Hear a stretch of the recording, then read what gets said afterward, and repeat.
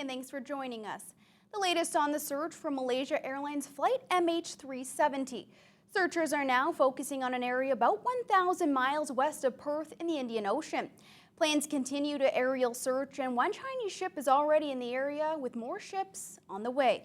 Sacha Petrusik reports.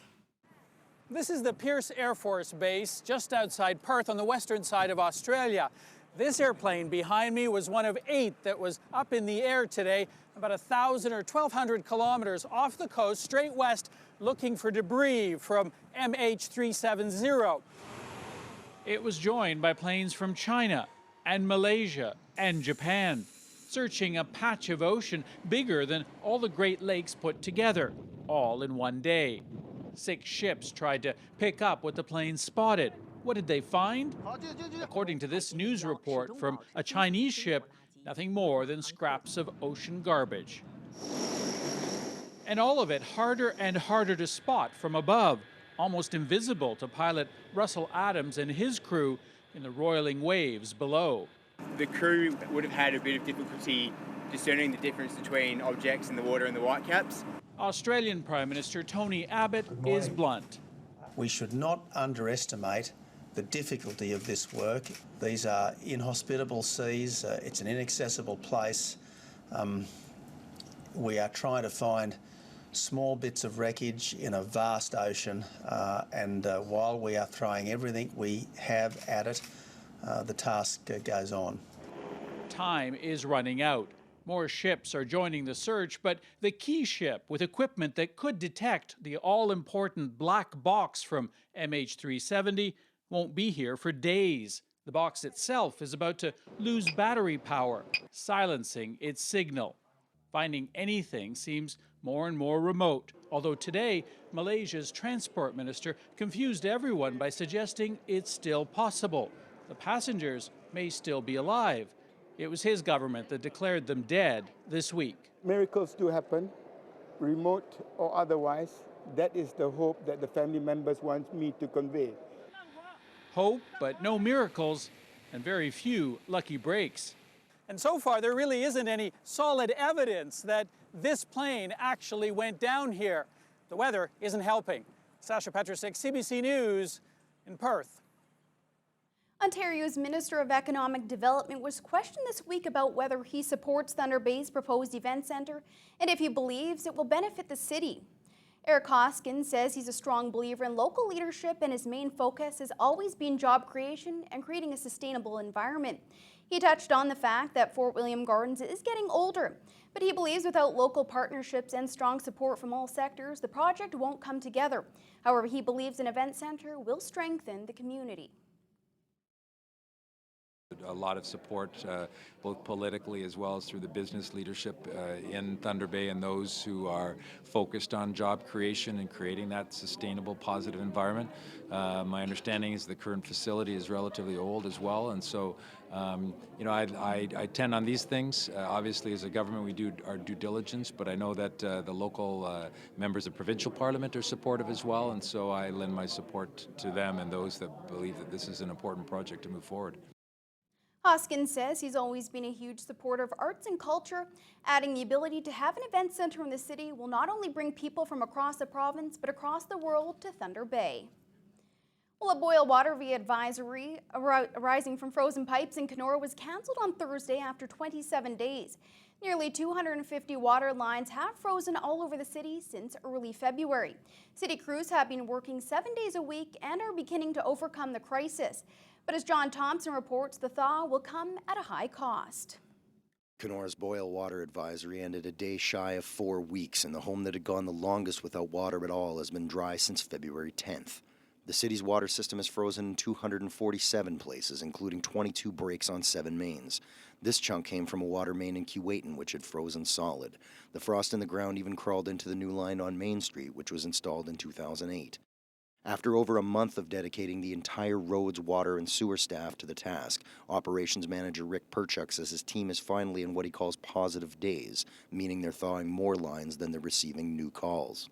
No, I've been with the city 35 years, and by far this is the worst we've experienced in the number of Thaws, we've experienced a lot of thaws, but never the number of breaks and main freeze-ups.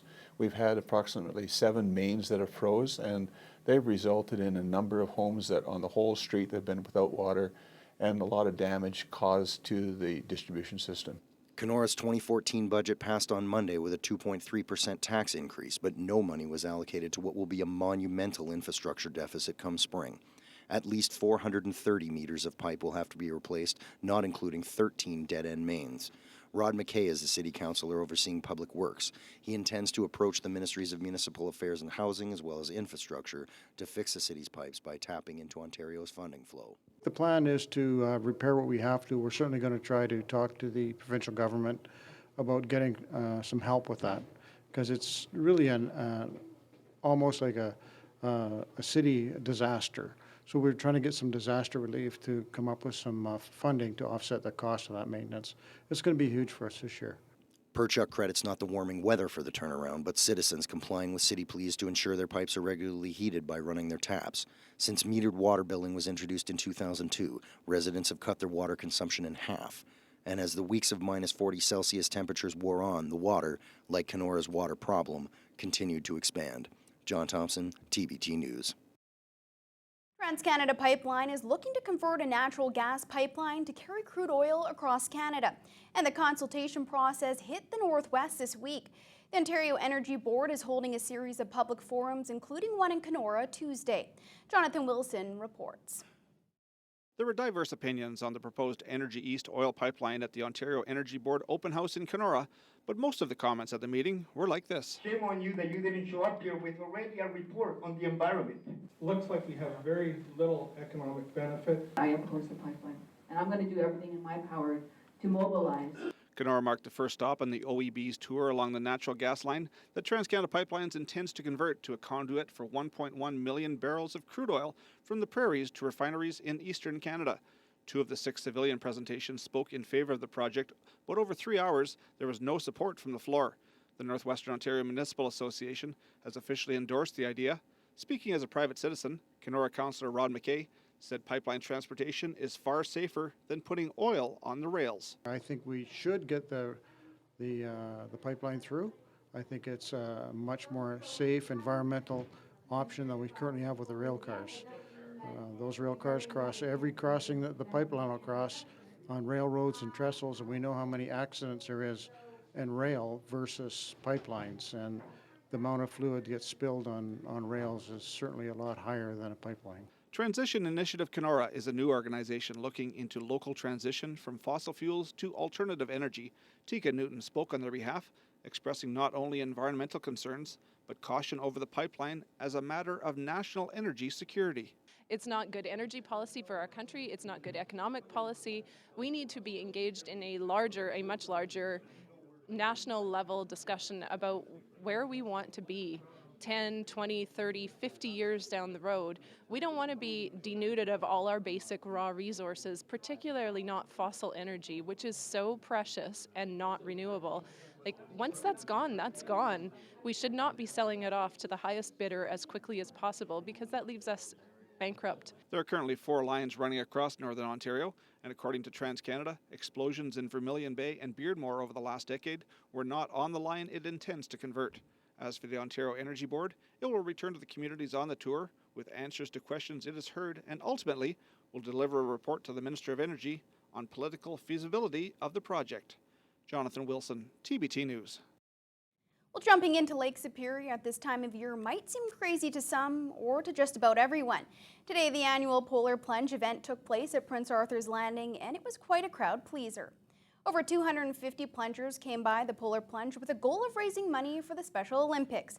The money raised goes to providing kids with intellectual disabilities the opportunity to participate in recreational activities.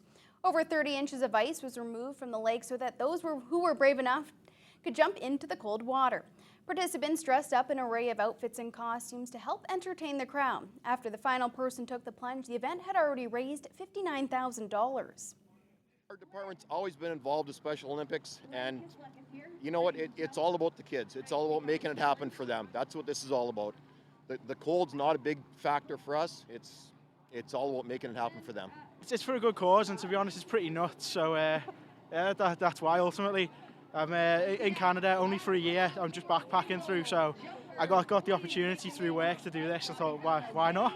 My story, we were doing fundraising for the Special Olympics, and I got to meet the athletes, and they completely inspired me. And I just thought I'd do something a little bit crazy for them. You know, they're working their butts off. I'll repay them. I'll freeze my butt off too. A number of prizes were handed out for best costume, best group participation, and